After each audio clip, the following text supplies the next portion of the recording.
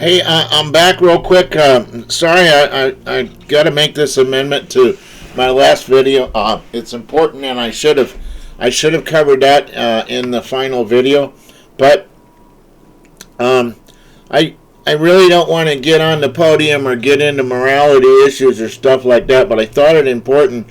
If you'll notice on Flight Sim 2, at the bottom of most of the liveries, there are permissions, and it's going to indicate here about using people's files, and most of this is directed towards you just flat out taking somebody's livery and doing a little modification to it and then reposting it, that kind of thing.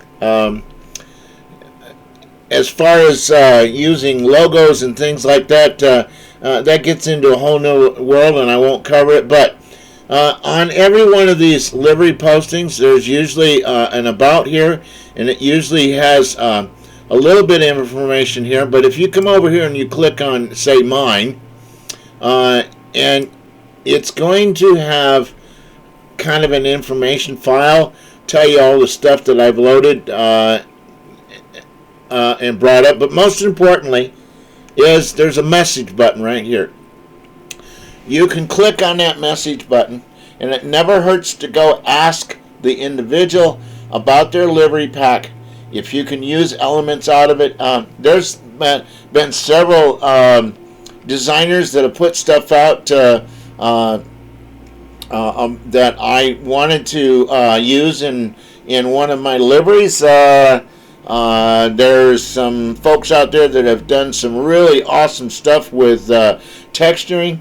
I won't get into names, but say you come across an aircraft that's got mud work on the tires, or mud work on the aircraft, or has got a livery that you want to modify.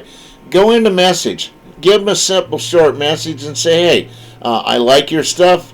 Do you mind if I use it, or do you mind if I modify it? It never hurts to go ask people before you jump in there and throw a livery out there that's got their stuff in it, just to keep it